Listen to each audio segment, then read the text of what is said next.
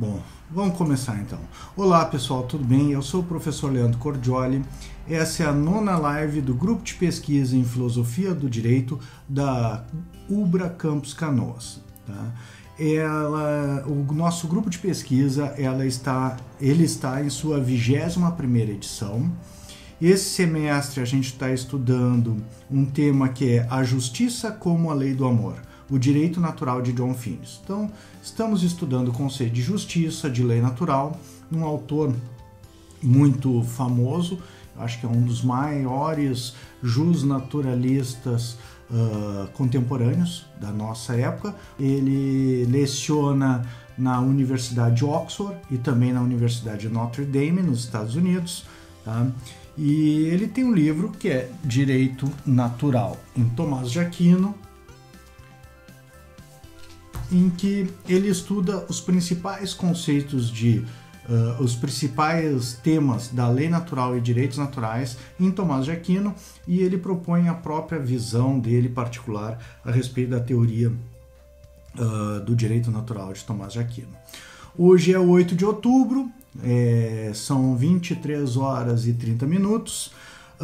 Nós hoje, excepcionalmente, não fizemos o encontro presencial do grupo de pesquisa lá no campus da universidade, às 17h45, em razão de diversos compromissos que eu e os integrantes do grupo de pesquisa assumimos, pois estamos promovendo um evento, que é a 4ª Jornada UBRA de Filosofia do Direito, e havia aí que se convidar diversas autoridades universitárias, então a gente teve que cancelar o encontro, e em função disso, hoje, o nosso encontro virtual aqui, eu não vou seguir o roteiro que a gente estava fazendo. Pelo nosso roteiro, hoje seria comunidade política, isso eu vou deixar para um futuro encontro, mas eu vou fazer uma coisa bem interessante que eu estava com vontade de fazer já há algum tempo, que é como o grupo de pesquisa está estudando a justiça como a lei do amor, o direito natural de John Finnes. Hoje eu vou me deter no conceito de justiça de John Finnes especificamente e vou propor para vocês algumas questões que eu tenho refletido já a respeito desse conceito de justiça desde 2007. Faz um tempo já que eu penso a respeito disso, tá? Nesse autor. Então eu vou fazer algumas considerações particulares minhas, apontar algumas críticas e alguns elogios para o John Finnes, tá? Então eu vou me deter hoje, em vez de seguirmos o nosso roteiro normal, vamos estudar o conceito de justiça em John Finnes. Bem, só para quem hoje está assistindo pela primeira vez essa live, nós já estamos no 9º encontro. Os outros encontros, eu fiz um encontro introdutório, onde eu apresentei o autor e a obra. Depois a gente fez um encontro que é interpretação e método. Depois a gente fez um encontro que é primeiros princípios da razão prática. Depois princípios morais. Os 2 últimos encontros foram sobre virtudes, por isso se justifica também que eu vou estudar a virtude da justiça hoje, né, com vocês. Faremos então um futuro encontro sobre o capítulo 5º dessa obra, que é sobre a comunidade política, depois o 6º sobre o Estado e por final lei. Como eu venho dizendo, essa obra, Direito Natural, em Tomás de Aquino, ela dá uma visão muito abrangente da teoria da lei natural e da teoria ética, política e do direito de Tomás de Aquino e do próprio professor John Finnes, cobrindo desde os fundamentos metodológicos até mesmo o conceito de princípios, de primeiros princípios da razão prática e de princípios supremos da lei natural. Então, é uma obra bem abrangente. Depois disso, ela passa pelas virtudes, coisa que o professor John Finnes não faz em outras obras. Passa também pelo conceito de comunidade política e o conceito do político, e também pelo conceito de direito. Então, é uma obra que pode ser empregada no estudo da ética, da política e do direito, né? E nas disciplinas de ciência ética, ciência política e do direito. É bem interessante. Hoje, então, nós vamos estudar a virtude da justiça em Lei Natural e Direitos Naturais. Esse livro, Lei Natural e Direitos Naturais, foi... Olá, boa noite, Janaína. Ele foi um livro que marcou a carreira do professor John Finnis, que nem eu falei no primeiro encontro, na medida que ele foi orientando do professor Herbert Hart em Oxford, no seu doutoramento, e foi o próprio professor Herbert Hart que deu o título para esse livro. Disse assim, John Finnis, eu preciso que você escreva um livro que vai se chamar Natural Law and Natural Rights. E ele vai servir de manual de filosofia do direito para os alunos de Oxford nessa corrente que é o justnaturalismo. E aí o Finnis assumiu essa incumbência de escrever essa obra e entregou para nós essa preciosidade aqui, que repropôs, né, a teoria da lei natural para os dias de hoje. Ele já está traduzido para o português. Hoje eu tirei o Lei Natural, Direitos Naturais, né, que está em português da minha mesa aqui, mas até porque eu vou tratar mais dessa edição, que é a segunda edição, tá? Essa ainda não está traduzida para o português, só a primeira edição. O miolo do livro, o professor John Finnis manteve inclusive a mesma paginação. Oi, Gabriela. Ele manteve a mesma paginação da primeira edição. O que ele adicionou aqui foi resposta aos críticos, tá? Num pós-escrito que veio aqui no final. Então, a partir do pós-escrito aqui é novidade. Então, ele resumiu a sua teoria e fez um apanhado de todas as críticas, respondendo elas e aceitando no que era devido. Isso aqui para nós, na teoria da justiça, vai ser bem interessante, porque tem repercussão na teoria da justiça, tá? Então vai ser bem interessante aqui, e já eu mostro. Como eu disse, eu estou me afastando do roteiro, né?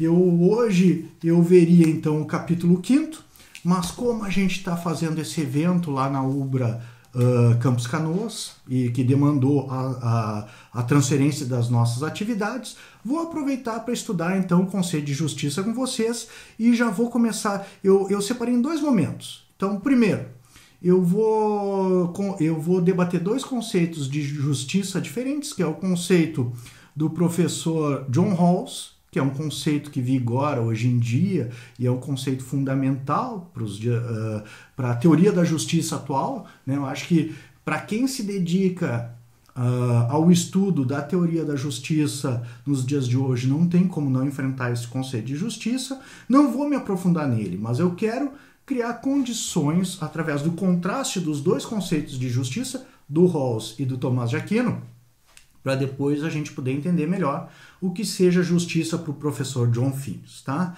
Então, depois disso, eu vou entrar no conceito do professor John Finnis e vou fazer algumas críticas que eu já faço há bastante tempo ao conceito de justiça dele. Não são unânimes, né? Sempre eu entro em debates com os finisianos a respeito disso, mas eu acho que desde 2011, 2012, eu publico algumas críticas no conceito deles, do professor John Finnis. Mas tem algumas delas que ele mesmo faz, como eu vou ler para vocês aqui, né? Algumas considerações que ele mesmo faz a respeito do conceito de justiça dele.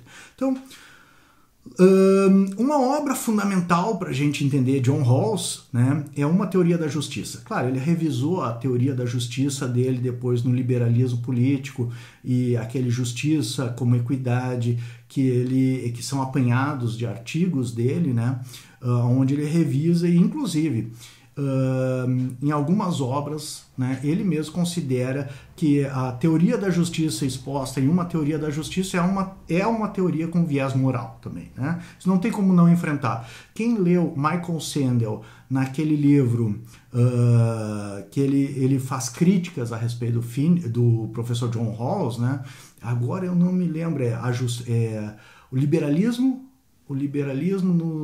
nos limites da justiça, eu não me lembro, mas eu coloco na descrição do vídeo quando eu editar o vídeo e disponibilizar no YouTube.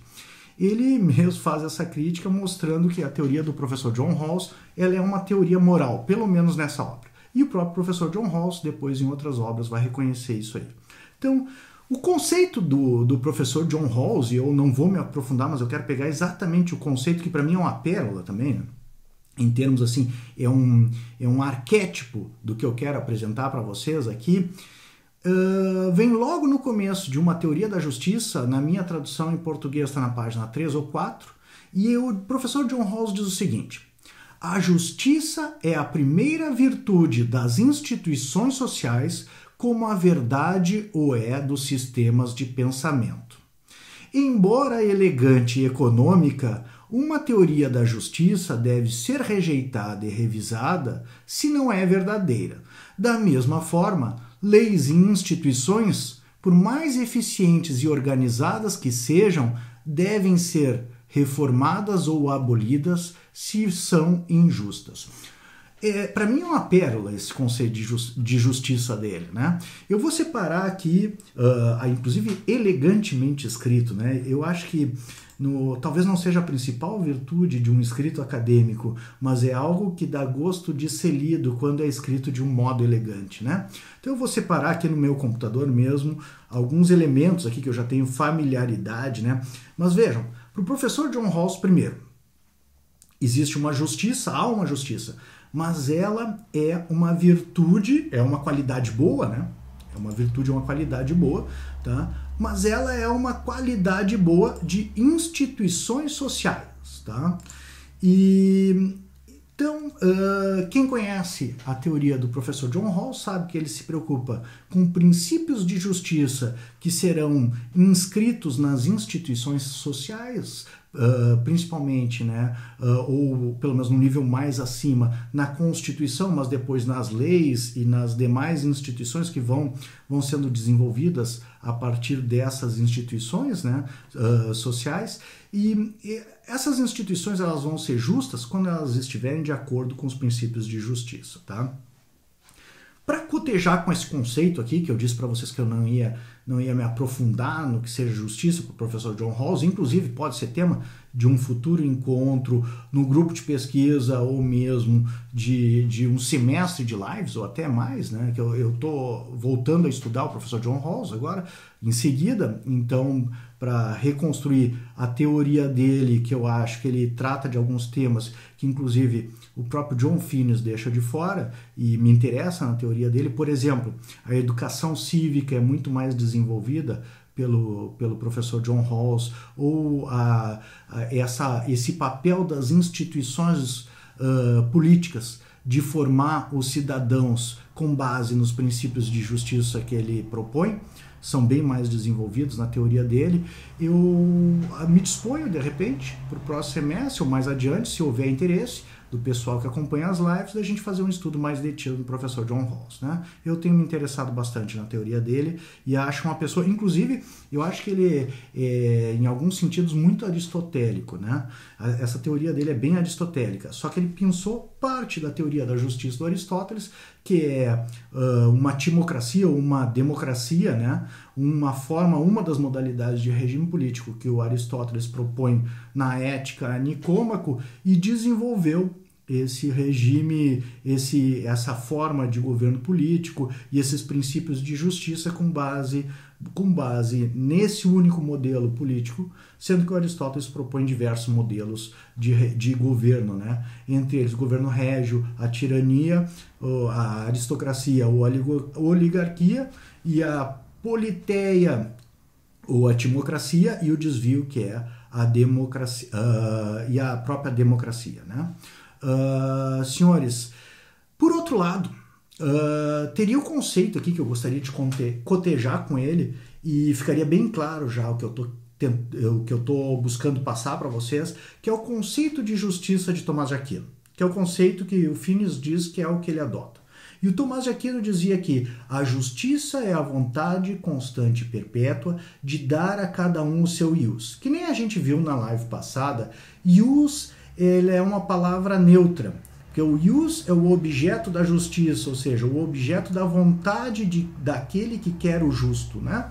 Então o ius para Tomás de Aquino, como diz Finnis no Lei Natural e Direitos Naturais, é tanto o ius de um proprietário de um imóvel de construir sobre o seu terreno, mas também é, ao mesmo tempo, o ius de não prejudicar o vizinho ao acesso da luz, ao acesso do passeio público ou mesmo ao acesso da água. Isto é, se a gente traduzisse para a nossa linguagem dos dias de hoje, seria o direito de construir sobre o terreno, que pertence ao proprietário do terreno, mas também o dever de não prejudicar o vizinho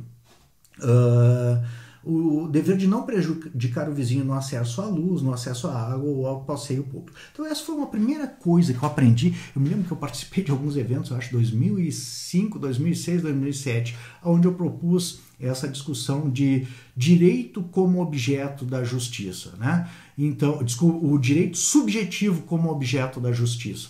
E isso foi uma das primeiras coisas que eu aprendi com o professor John Finnis, que a justiça ela tem como objeto direitos e deveres. Né? E muitas vezes quando hoje se discute, por exemplo, eu que sou professor numa faculdade de Direito, aquela questão do direito, dos direitos que as pessoas têm, os direitos subjetivos, se eles são justos ou injustos, ou se um direito injusto é mesmo um direito, passa também por essa questão, de definir, de reconduzir um direito subjetivo a esse contexto da justiça, que é um contexto mais amplo. Posso colocar para vocês também, por exemplo, o professor Michel Villey, que debateu com o professor Finnis, que é um professor francês. O professor Michel Villey, ele tinha um conceito de direito subjetivo que era distinto do conceito de justiça. Então, o conceito de direito subjetivo do professor Michel Villey, ele era completamente separado do conceito de justiça. Por isso, ele escreveu um livro que está traduzido para o português, está disponível aqui, que é um livro que eu já citei aqui nessas lives, que é O Direito e os Direitos Humanos. E nesse livro, o professor Michel Villey, ele tem uma tese contrária aos direitos humanos, porque ele diz que sustentar um direito humano é sempre sustentar uma injustiça. O que ele quer dizer com isso? Porque toda vez que você evoca um direito humano para você está negando o direito humano de uma outra pessoa. Tá? Eu particularmente discordo dessa tese e consigo discordar, né, dessa tese apoiado no professor John Finnis, exatamente porque ele coloca no Lei Natural e Direitos Naturais condições em que os direitos que são pleiteados pelas pessoas podem ser reconduzidos a uma relação de justiça e devem, inclusive, ser pesados quem são os credores dessa relação de justiça, a quem é devido, né, as obrigações e quem deve essas obrigações. Então, não necessariamente um direito, quando a gente reconduz para uma relação de justiça e consegue esclarecer todos os atores dessa relação de justiça, não necessariamente eles vão ser injustos. E, pelo contrário, um direito humano, quando é reconduzido para a relação de justiça, seja frente aos demais seres humanos, seja frente ao Estado ou aos agentes públicos, a gente consegue exatamente enxergar os limites e os limites e as fronteiras em que esse direito humano ou os direitos, de um modo geral, os direitos subjetivos vão ser inseridos. Então, é uma questão bem interessante, fica uma sugestão para lerem um capítulo sobre direitos subjetivos do Lei Natural e fazer esse debate. Eu já fiz um grupo de pesquisa, tá? Mas já faz uns 10 anos, eu acho, no qual a gente estudou os direitos subjetivos na Era dos Direitos, do Norberto Bobbio, depois no Michel Villey, porque o Norberto Bobbio, A Era dos Direitos, é um livro que faz a apologia dos direitos humanos. Para o Norberto Bobbio, direitos humanos são maravilhas, né? Assim, são coisas maravilhosas. Então a gente leu o Norberto Bobbio, que faz a apologia dos direitos humanos, depois leu o professor Michel Villey, que é assim um pessimista em relação aos direitos humanos. Faz muito tempo que eu li esse livro dele, mas se eu não me engano ele começa o livro dizendo assim: eu passei aqui em Paris e olho pelas livrarias e praticamente só vejo prateleiras de livros a respeito de direitos humanos. E isso me preocupa, porque todo direito humano que é sustentado é ao mesmo tempo a negação de um outro direito humano. Olá, tudo bem? Então, o professor Michel Villey, ele faz o contrário. E eu sigo essa linha do professor John Finnis, que não é uma linha nem otimista nem pessimista. É uma linha que defende os direitos humanos, né, mas que recontextualiza os direitos subjetivos sempre nas relações de justiça. Hoje eu vou tentar fazer uma coisa diferente, se vocês me permitirem, tá? Eu vou só inserir esse debate aqui da justiça, vou colocar alguns conceitos para vocês terem alguns elementos para debater comigo, mas já vejo que aqui na live do Instagram já tem uma série de pessoas participando e colocando questões, né? Então, se vou abraçar um Cristiano. Então eu vou me dispor aí, se vocês tiverem um... Normalmente é um Instagram que encerra as nossas lives, né? Eu fico falando aqui, me interto, né? E eu agora eu acho que eu tô ficando até um pouco assim... enfático nessas lives, porque ontem eu estava fazendo uma live, inclusive, com o professor Ederson Porto, né, da Unicinos, que foi maravilhosa, transmitida no canal dele, que ele tem um projeto de fomento a startups, né, que é o Laboratory. Então, se você tiver o Instagram, acessa lá, que vale a pena. Eu acho que está no stories dele ainda a live, né, e foi muito divertido. Prometo para vocês também começar a fazer lives aqui com parceiros, né, com amigos aí e com interessados, né. Então, bom, vamos dar seguimento aqui para nosso contexto aqui da teoria da justiça. Então, a gente tem o primeiro conceito de justiça, que é do professor John Rawls, que é um conceito que diz que a justiça é uma virtude de instituições. Tá? De constituição, de lei, de instituições. Né? Segundo, ele limita o conceito dele, quem conhece a obra dele, à esfera política. Porque ele diz assim, em virtude dele ser um liberal, inclusive, ele acha que a esfera política ela não deve cobrir o que ele chama de planos de vida abrangentes, né? Seja religioso ou seja um plano de vida abrangente moral, filosófico moral, né? Por exemplo, a ética nicômaca do Aristóteles propõe um plano de vida de felicidade que abrange toda a vida da pessoa, ou mesmo uma religião católica, uma religião cristã, uma religião muçulmana ou qualquer outra religião propõe um plano de vida em que pega todos os detalhes, né, todos os aspectos, melhor dizendo, não detalhes, mas todos os aspectos da vida de uma pessoa para ela ser feliz. Né? Então ele quer criar uma condição, uma sociedade que seja justa e que possibilite que cada um persiga o seu projeto de vida abrangente, mesmo que esse projeto não seja o mesmo dos demais cidadãos. Né? É uma teoria da justiça para uma sociedade plural. E isso, para ele, depende do quê? De que hajam instituições justas que propiciem, né, esse espaço político, né? Então, a justiça acaba sendo, na teoria dele, um atributo de instituições políticas, um atributo de instituições, poderia colocar assim, e mais, abrange a esfera política. Por isso, quando nos meus inscritos, muitos deles estão disponíveis lá no meu site para download gratuito, eu trato esse tipo de teoria da justiça como, e é a que é inclusive a mais difundida nos dias de hoje, como um institucionalismo político, ou seja, são autores que falam a respeito da teoria da justiça partindo do ponto de vista institucional, descrevendo instituições, né, e como elas devem ser. Né?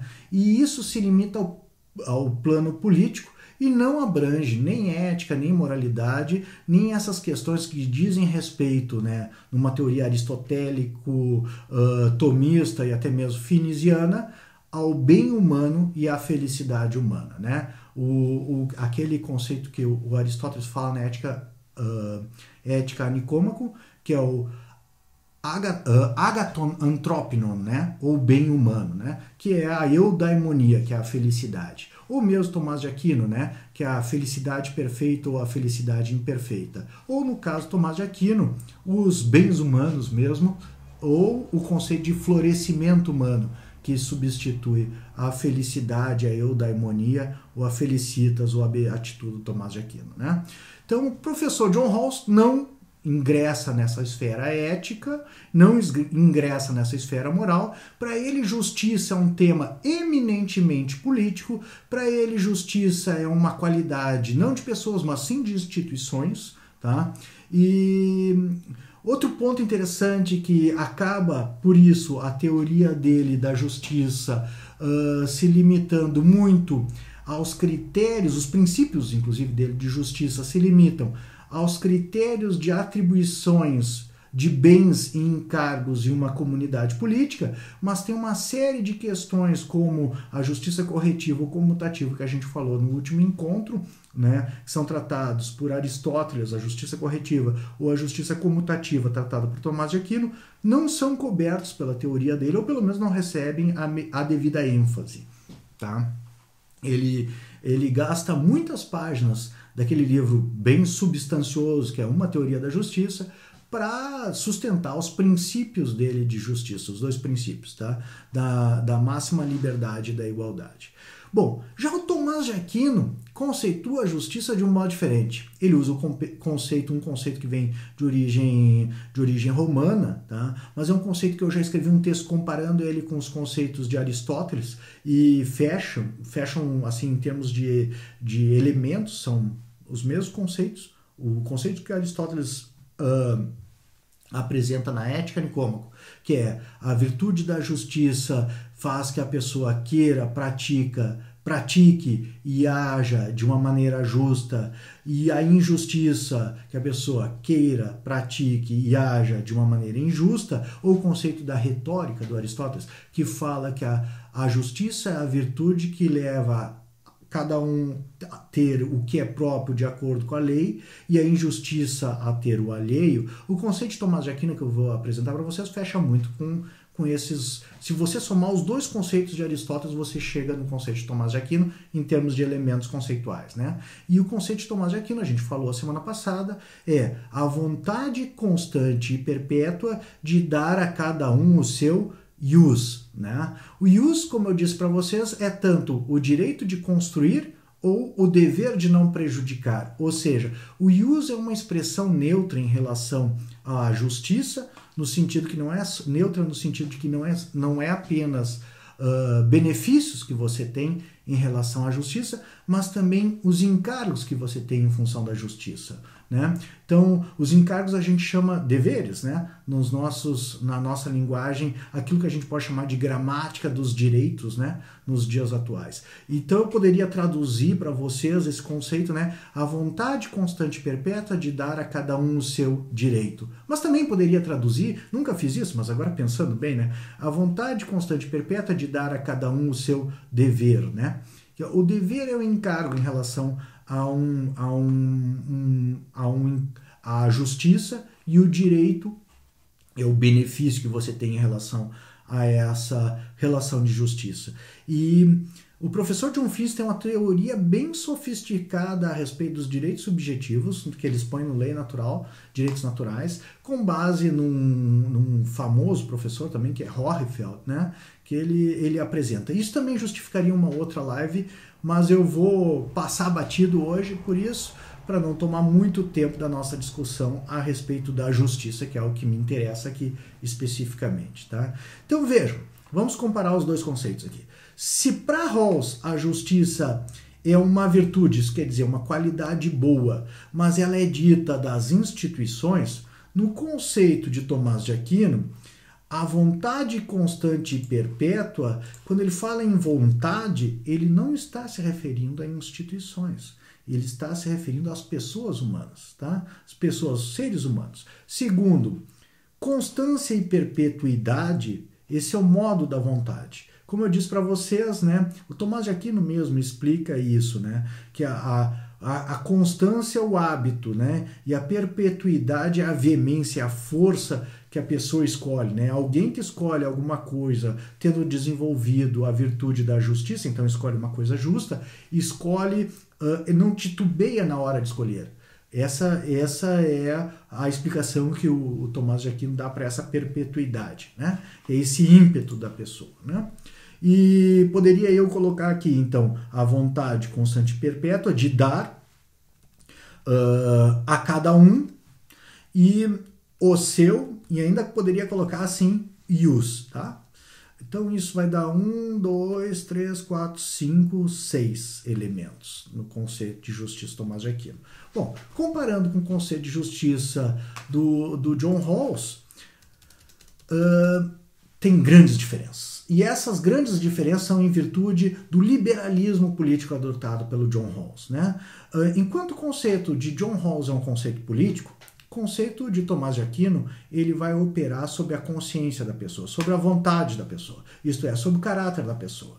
Justiça é um atributo de caráter de alguém, né? Então não é apenas uma questão política ou uma medida política das relações, né, intersubjetivas ou das relações políticas, né? A justiça para Tomás de Aquino é uma virtude ética, que a gente vai se referir ao caráter da pessoa quando a gente está falando. Quando a gente fala em justiça em John Rawls, a gente está falando de instituições.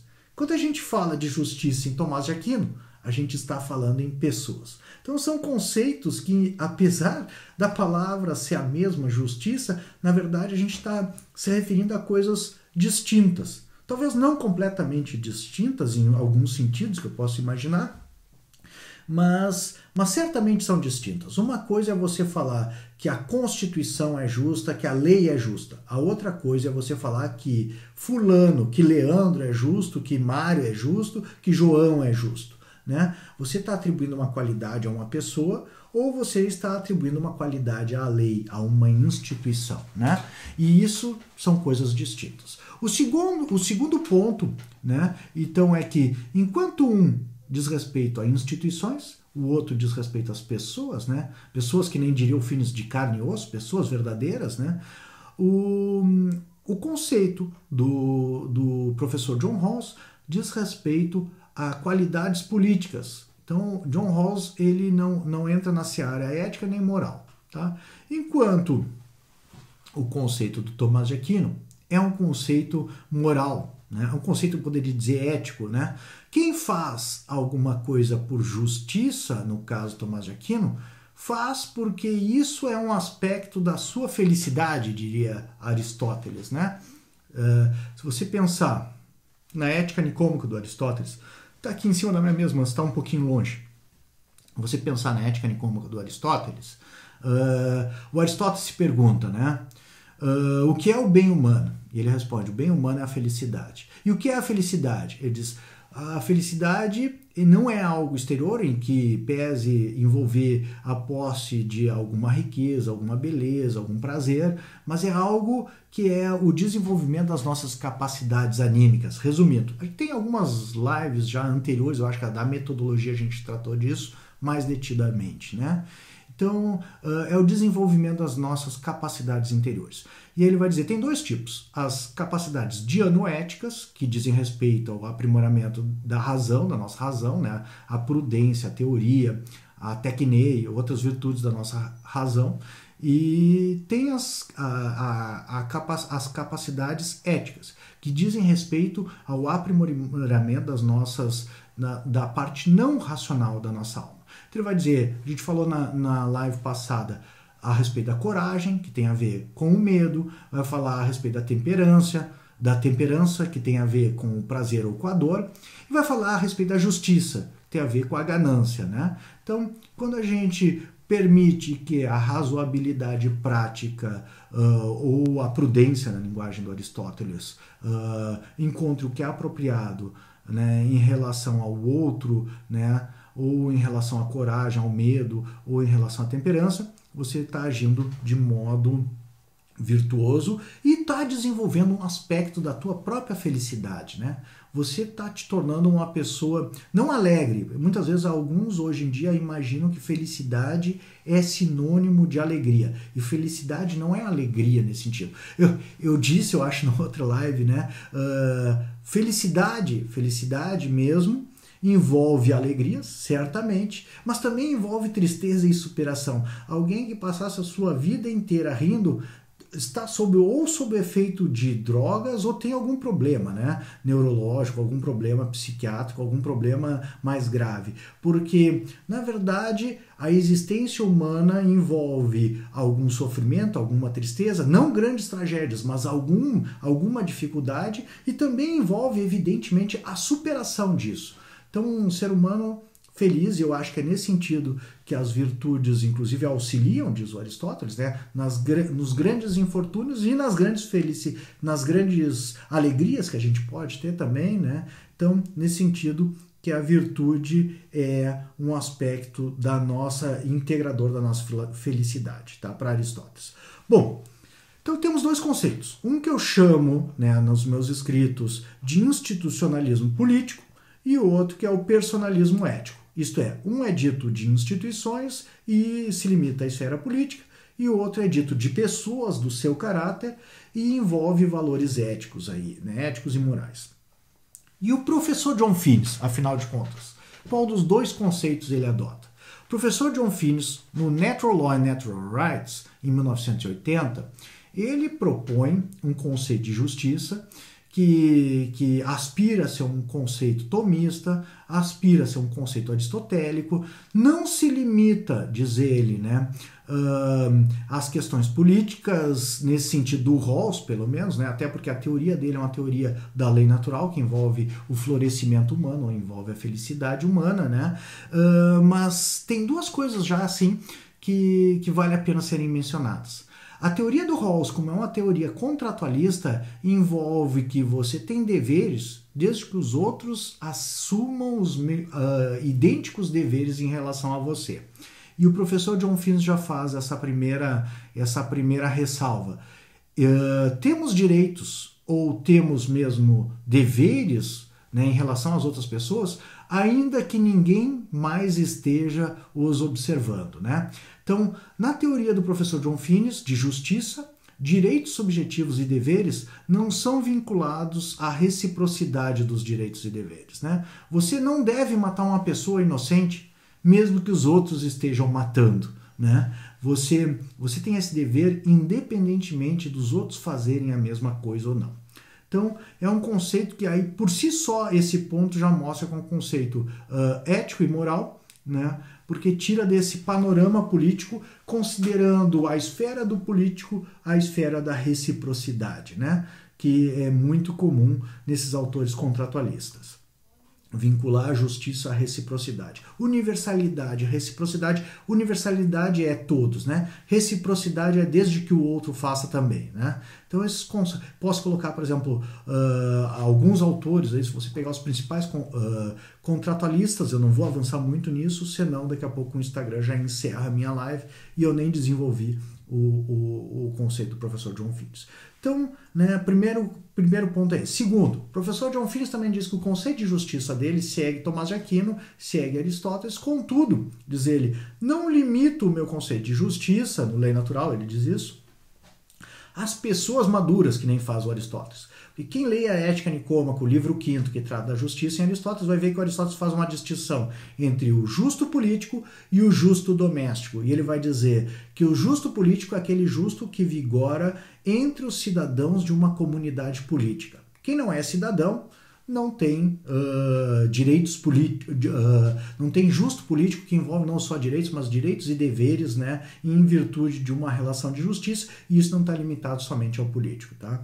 Mas, por exemplo, crianças ou mesmo mulheres que na época não tinham cidadania, elas não possuíam nem direitos nem deveres. Então elas não estavam inseridas nessa relação de justiça política ou do justo político e se inseriam nessa outra relação que é o justo doméstico.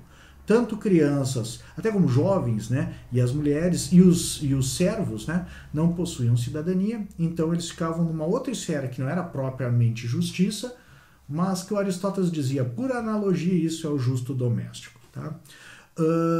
Então, o professor John Finnis diz, o meu conceito de justiça, apesar de seguir Aristóteles e Tomás de Aquino, envolve mesmo crianças, mulheres, não há distinção. Qualquer ser humano pode participar de uma relação de justiça diferente do que era preconizado por Aristóteles e Tomás de Aquino. Ele diz que a justiça, então, no capítulo 7 do Natural Law and Natural Rights, tem 3 elementos, diz ele. O primeiro elemento de um conceito de justiça é a intersubjetividade, ou seja, né, é um elemento que Platão já havia vislumbrado, o Aristóteles, eu acho que ontem eu estava folheando a Ética Nicômaca, no seu livro 5º, lá no final do livro 5º, ainda me lembrei, o Aristóteles se pergunta, podemos fazer uma injustiça contra si próprio? Né? A gente pode agir injustamente contra si próprio?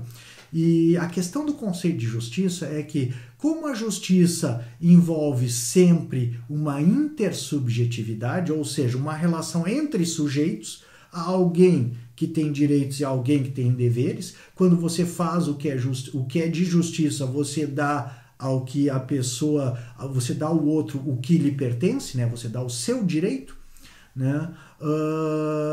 Então há sempre uma intersubjetividade, né? Voltando aqui o conceito de Tomás de Aquino, a justiça é a vontade constante e perpétua de dar a cada um o seu direito. O a cada um é essa intersubjetividade, né?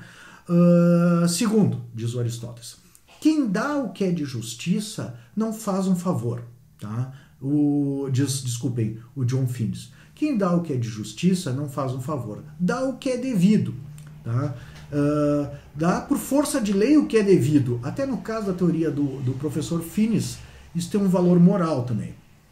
É obrigatório, não só pela força coativa, não só pela coerção, né, mas também pela força diretiva que move a gente a fazer o que a lei preconiza, tá? Então tem um valor moral também, é uma obrigação moral também. Mas quem dá o que é de justiça dá o devido, não faz nenhum favor, né? Me lembro o professor César Saldanha tinha um exemplo onde ele dizia que o pai dele, que era juiz em Uruguaiana, uma vez pegou um trabalhador rural, uma pessoa simples, e o trabalhador rural não tinha recebido salários devidos, e o patrão dele ele havia colocado o patrão na justiça, e na audiência o juiz propôs o acordo, o patrão meio contrariado aceitou o acordo, né? Então o patrão assinou o cheque e entregou o cheque dizendo aqui, uma esmola para um miserável. E o trabalhador disse assim, eu não vou pegar isso, porque eu trabalhei, eu tenho direito ao salário. O senhor está me pagando porque o senhor me deve, o senhor não está me fazendo um favor. E o juiz pegou e disse assim, pegue o cheque. E o trabalhador disse, excelência, eu não vou pegar isso. E o juiz disse, pegue o cheque. E o trabalhador, uma pessoa simples, humilde, ficou um pouco meio, né, constrangida com a ordem do juiz, né? Pegou o cheque, dobrou e colocou no bolso. Isso faz algum tempo, né? Porque hoje em dia nem se usa mais cheque, né? Ninguém acreditaria num cheque. Mas ele guardou no bolso o cheque, bolso da camisa, e o juiz se virou então para a pessoa que havia destratado, né, o trabalhador, e disse, bom, o senhor deu uma esmola, agora pague o que é devido, né? Porque uma coisa é fazer um gesto gratuito, a outra coisa é você dar o que é de direito, né? Então o professor César Saldanha, né, grande professor da Faculdade de Direito da URGS aqui do Rio Grande do Sul, tinha esse exemplo para demonstrar exatamente que quem faz o que é de justiça não está fazendo um favor, está dando o que é devido. E esse é também o segundo elemento do conceito de justiça do professor John Finnes. Bom, o terceiro elemento do conceito de justiça do professor John Finnes é a igualdade. E ele segue aquele conceito de igualdade que a gente viu na semana passada, na live, né, que é a igualdade distributiva e a igualdade nas trocas, nas comutações, tá?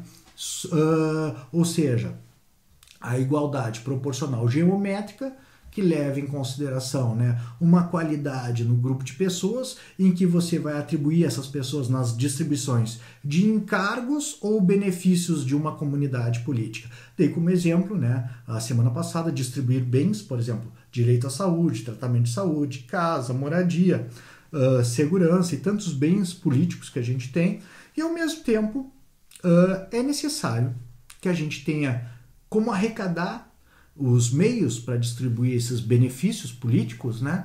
E tem que se atribuir os encargos respectivos, né? Por exemplo, através da tributação, da criação de impostos, né? Ou mesmo, por exemplo, na Previdência Social, o direito de receber a aposentadoria, mas a distribuição dos custos disso através do plano de custeio da aposentadoria, né? Então a relação de justiça envolve essa igualdade nas distribuições, cujo preceito, né, é tratar iguais de modo igual e desiguais de modo desigual, aplicado à teoria da justiça, como faz inclusive o Herbert Hart, que foi orientador do professor John Finnes em Oxford, né? Aplicando esse conceito às relações de justiça, ou melhor, a distribuição da justiça, que é o que o juiz faz quando julga um processo, né? A gente é o preceito de justiça que fundamenta a vinculação do precedente judicial. Poderia colocar assim, mas é tratar casos iguais de modo igual e casos diferentes de modo diferente. Ou seja, Um juiz, quando julga um caso, ao mesmo tempo que põe fim àquela questão, se compromete que nos futuros casos que sejam iguais ou semelhantes no que é relevante àquele caso que ele decidiu, ele vai decidir da mesma forma. E ao mesmo tempo também se vincula a tratar casos diferentes daquele de modo diferente, né? Então esse é o princípio de justiça aplicado à distribuição da justiça ou julgamento de casos no Poder Judiciário, né? E uma coisa que eu aprendi com o professor John Finnis, que é o que vem a seguir, por isso que eu dei esse exemplo, é que existe uma justiça comutativa, que é aquela que a gente iguala coisas a coisas, não é uma igualdade absoluta, como alguns pensam, né? Ninguém trocaria, como eu uso o exemplo de chocolates na minha aula, né? E distribuo chocolates, um bis branco por um bis branco. Você troca o que você tem por alguma coisa equivalente ao que você tem, não idêntico. Ninguém trocaria o que tem por algo idêntico, né? Não vou me aprofundar muito nisso, né? Mas a pena também, né? A pena é, nesse sentido, um objeto de uma justiça corretiva ou comutativa, como queiram, um é mais abrangente que o outro. No caso da pena cabe nos dois, né? E a pessoa deve pagar por aquilo que ela fez. Que nem diz Aristóteles. Não olho por olho ou dente por dente, o Aristóteles usa uma expressão na Ética Nicômaca, livro 5º, que é a lei de Radamantes. Alguns pensam que, de acordo com a lei de Radamantes, há justiça quando se padece aquilo que se fez. Ou seja, né, a lei de Talião, que é olho por olho, dente por dente. O Aristóteles diz não. A justiça corretiva, no caso do Aristóteles, ou no caso do Tomás de Aquino, a justiça comutativa, no caso do Finnis também, é uma igualdade proporcional, aonde vai se devolver equivalente ao que se recebeu, ou no caso da pena, desculpa, eu vou tomar um golinho d'água, com Aristóteles, vai se pagar, né, a pena proporcionalmente à infração que você cometeu. Então, por exemplo, se você feriu, a pena deve ser X, mas se você feriu gravemente, deve ser 2x. Mas se você matou, deve ser 3x, né? Deve ser uma pena 3 vezes mais severa, né?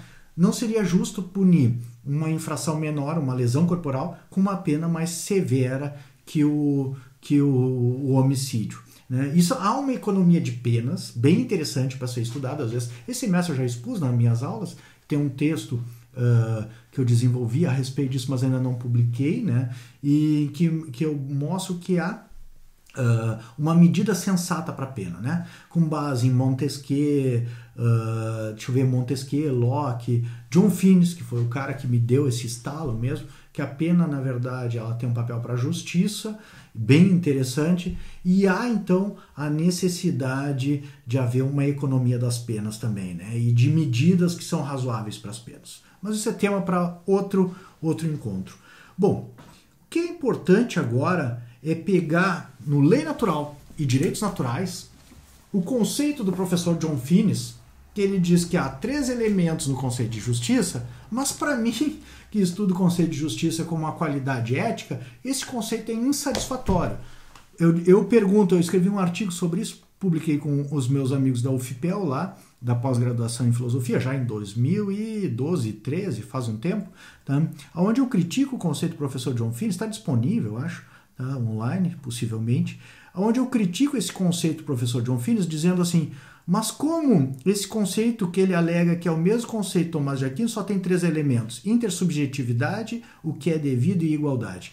Aonde estão os elementos éticos, como no caso do conceito de Tomás de Aquino? Ou seja, Tomás conceitua a virtude da justiça como a vontade constante e perpétua de dar a cada um o seu direito. O seu direito aqui, o seu ius, tem a ver com a igualdade, com a medida da lei. O seu é o devido, que é o segundo elemento. A cada um é a intersubjetividade. Então, os 3 elementos do professor John Finnis estão no final do conceito tomista. Mas o dar, que é uma ação, que é o ato de uma virtude, tá? A constância e a perpetuidade, que é a forma da virtude, né? A forma do operar da virtude, né? Que é o hábito, né? E a própria modulação da vontade, que é a consciência da pessoa, estes elementos que são, de fato, os elementos verdadeiramente éticos do conceito de justiça Tomás de Aquino, acabam ficando de fora do conceito do professor John Finnes, tá? Então, essa era uma crítica que eu tinha, mas foi com satisfação que, ao ler o pós-escrito da obra Lei Natural, Direitos Naturais, da segunda edição, constatei que o próprio professor John Finnes considera também, né, que ele ficou um pouco aquém da extensão de um conceito ético de justiça como o do Tomás de Aquino, ou como mesmo o conceito de Aristóteles. Diz ele aqui no pós-escrito, a tradução é minha, tá? Então, diz ele assim: embora a justiça como uma qualidade de caráter é o tema do texto que se desenvolve na seção 7, capítulo 2, do Lei Natural e Direitos Naturais, perdi a oportunidade de refletir um pouco, em algum lugar do capítulo, a respeito do fato de que a definição se refere a uma virtude, constans e perpetuas voluntas ius sum quic tribuire, né? Então é o latim aqui da constância e da vontade constante e perpétua de atribuir a cada um o seu ius, o seu direito, né? Diz ele aqui: uma firme e durável voluntariedade em dar cada direito a quem pertence, o direito dele ou dela. Como referido acima, o livro poderia ter atribuído, com vantagem, mais atenção à virtude como estabilidade de disposição formada pelas escolhas duradouras, isto é, como um imanente efeito intransitivo de escolher, sendo o virtuoso e as escolhas feitas por virtude aqueles que são guiados precisamente pela razoabilidade prática. Então, de novo, senhores, como eu coloquei, já para vocês nas outras lives, quem veio acompanhando, principalmente as últimas lives que eu falei de virtudes, mas para você conseguir ter a medida precisa, da dimensão dessa virtude da razoabilidade prática na teoria da lei natural do professor John Finnes e esse papel das virtudes, e da ética das virtudes na teoria do Aristóteles, do Tomás de Aquino, sobre o prisma do professor John Finnes, eu recomendo as últimas duas lives, tá? Mas quanto ao papel da razoabilidade prática, aí vai ter que ver tanto as lives a respeito da razão prática, quanto do princípio supremo da moral, que é amar ao próximo como a si mesmo, ou numa versão mais plena, que é amar a Deus acima de todas as coisas, mas uma versão que nem diz o professor John Finnes, que não é uma versão autoevidente, apenas para quem aceita que tem uma crença na existência de Deus e na providência divina, Então, esse é um princípio em termos morais que seria supremo só para aqueles que têm uma crença religiosa. Então, gostaria então, como sempre, em razão do adiantado da hora, mesmo nessa live de improviso aqui, em que eu não queria esboçar o capítulo 5, que eu vou deixar para o nosso próximo encontro, do livro que a gente vem lendo, que é Direito Natural de Tomás de Aquino. Eu gostaria já de encaminhar para o encerramento, em virtude do adiantado da hora e do avançado tempo.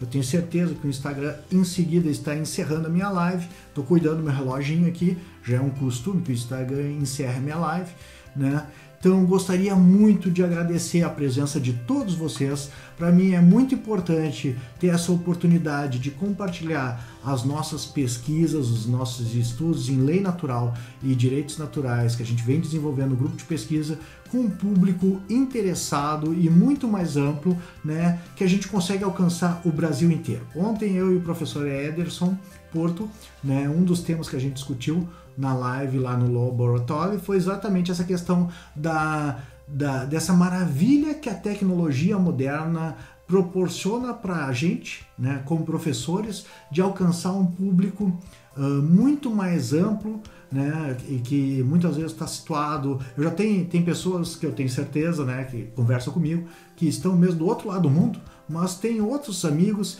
que estão não tão distantes em termos físicos, mas muitas vezes distantes em razão de compromissos, e a gente consegue se encontrar aqui e fazer um estudo a respeito da lei natural e direitos naturais.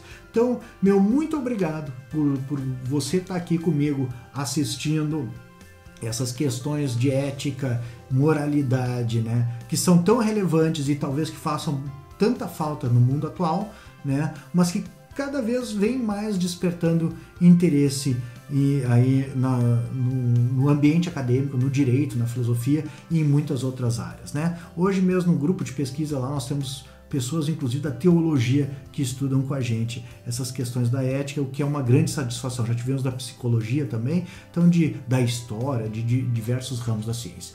Então, boa noite, até a próxima terça-feira, às 23h30. Um abração, vou desligar o smartphone aqui e o tablet. Um abração do professor Leandro Cordioli, uma boa semana para vocês. Então tá, abração.